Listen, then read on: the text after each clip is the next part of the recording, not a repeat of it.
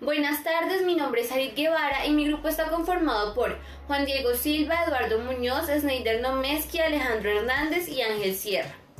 La corrupción en la contratación de obras civiles es un hecho que viola el código de ética profesional que tenemos como ingenieros, donde debemos desenvolvernos con honestidad, dignidad, probidad, legitimidad y moralidad, en beneficio de la sociedad, más nunca caer en acciones amorales o malas acciones, pues nuestra prioridad debe ser garantizar seguridad y eficiencia en las obras que realicemos, acatándonos a las normas vigentes. Sin embargo, en nuestro entorno día a día nos encontramos con obras inconclusas o elefantes blancos, o en los peores casos, obras que se desploman, como es el caso del puente Chirajara, donde hubo 9 fallecidos. Y ahí es donde debemos preguntarnos dónde queda nuestra ética como ingenieros civiles y nuestra responsabilidad con la sociedad. Es como si nuestra forma de actuar ya no obedeciera a la ética moderna de Kant ni a sus principios, sino a la ética de Aristóteles, donde una acción es correcta si me hace feliz, sin pensar en si esa felicidad va a afectar a los demás. ¿Qué es lo que hace que un ingeniero civil sea corrupto? Bueno, primero que todo, esto se debe a su falta de ética. Pero ¿qué es lo que hace que esta falta de ética sea justificable para el ingeniero que realiza estos actos corruptos?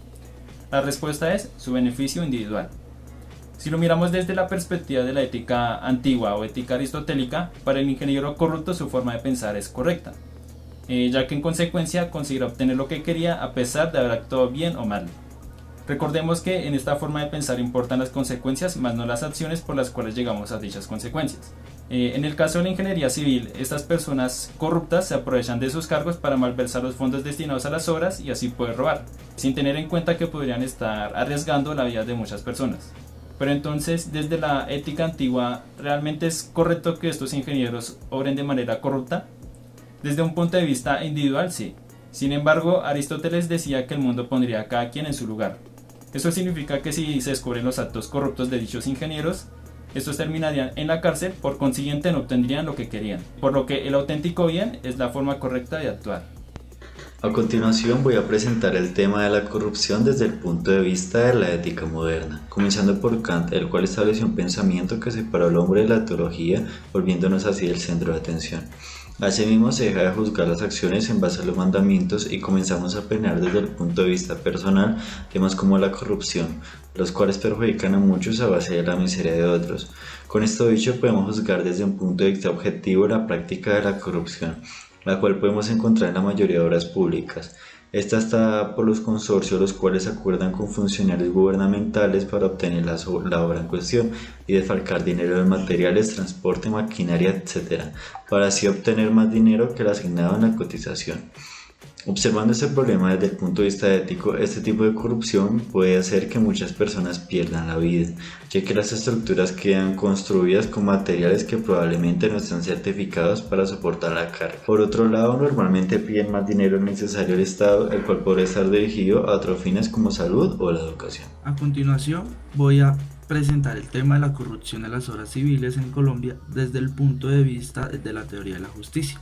Lo primero que podríamos decir sobre la corrupción que se presenta en la ejecución de las obras civiles en Colombia es que desde el ámbito social es lo menos justo para la sociedad colombiana, la cual espera que estas construcciones civiles se lleven a cabo de la mejor manera, ya que puede ser la solución para algún problema laboral, social o de tiempo.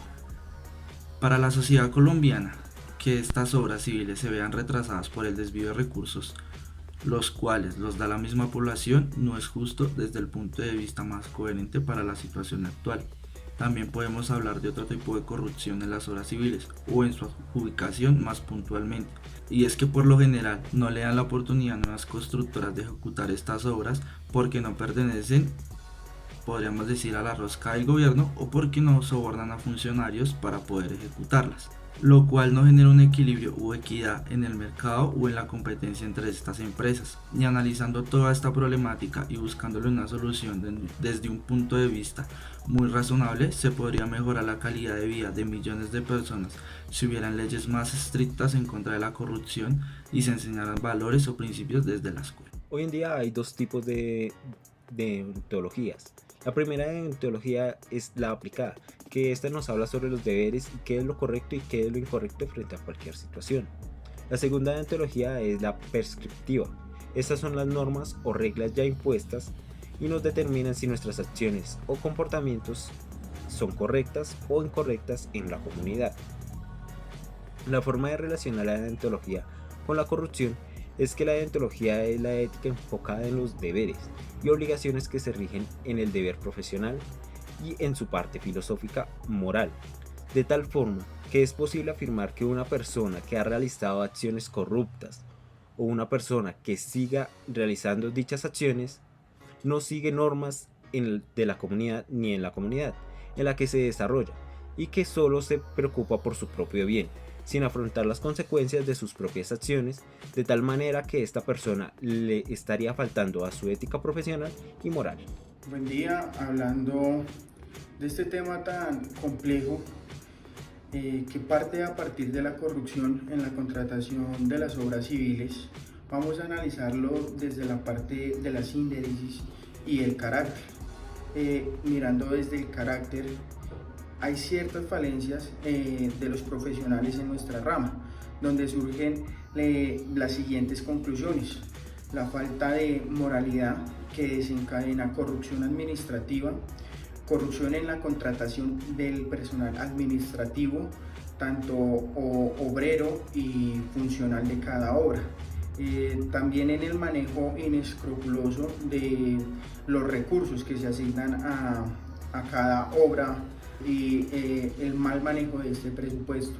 Las faltas que se cometen en la prestación de servicios urbanísticos y hasta el uso inadecuado de los recursos del pueblo, porque como todos sabemos, la construcción civil también realiza obras para el pueblo, para la sociedad, que si lo lleváramos a juicio desde el punto de vista de la síntesis, encontramos que todas estas formas son actividades ilícitas que llevan solo en busca o a un bien común denominado por nuestras autoridades en este momento, tal vez como un claro ejemplo, un enriquecimiento ilícito. Para usted, ¿qué es la ética y cómo la refleja en su profesión? Para mí la ética es hacer las cosas bien, sin importar a quién, pero sobre todo sin importar el entorno en que nos encontremos. Y como docente lo reflejo en el quehacer diario con mis estudiantes. Para mí la ética tiene que ver mucho con un conjunto de valores que se adquieren desde casa, pasan por los diferentes ámbitos del desempeño personal, laboral, profesional, y se refleja obviamente en todas las profesiones por el actuar de las personas con el título a cargo, ¿no? Tener un título profesional es una gran responsabilidad a nivel social y eso implica pues seguir unos preceptos asociados a la ley y sobre todo al ejemplo. ¿Cree usted correcto que un ingeniero pueda tomar parte del presupuesto de una obra suponiendo que no arriesgue la integridad de la misma? Considero que no es correcto porque sí se arriesga la calidad de los materiales, se arriesga la estructura en sí y se arriesga también no solo la integridad de la obra como tal, sino la integridad de las personas que puedan llegar a utilizar esa estructura. Morales. Si hay excedentes, obviamente estoy de acuerdo con que el equipo de ingeniería deba tener participación en los excedentes, siempre y cuando sean parte de una política previa a la ejecución del proyecto y como parte de bonificaciones. Yo mismo he participado en proyectos que han sido muy exitosos y al final pues se reparten bonificaciones porque se ha sido muy eficiente en la ejecución, que es muy diferente a embolsillarse recursos, ¿cierto? En contra de la calidad de la obra, en contra de los tiempos, bueno, etcétera, etcétera. Obviamente que esto pues no tiene ninguna fundamentación ética y allí sí no estoy de acuerdo con que se apropien ese tipo de recursos a nivel personal o de un pequeño grupo de personas. ¿Considera que la corrupción en la contratación de obras civiles se debe juzgar deontológicamente según el Código de Ética Profesional? Por supuesto. Las personas que construyen las obras deben ser conscientes de que si se equivocan a propósito o si hacen las cosas mal, deberían ser juzgados por sus acciones. Porque como profesional se debe adquirir un conjunto de deberes no solo para uno como persona, sino para la sociedad en la cual se va a trabajar. Pero esta es un elemento adicional, ¿no? Pienso que lo primero, si se pierde el comportamiento o el adecuado comportamiento ético de una persona o un grupo de personas, primero debe caer todo el peso de la ley, ¿cierto? La justicia debe entrar aquí para mostrarle un ejemplo a la sociedad.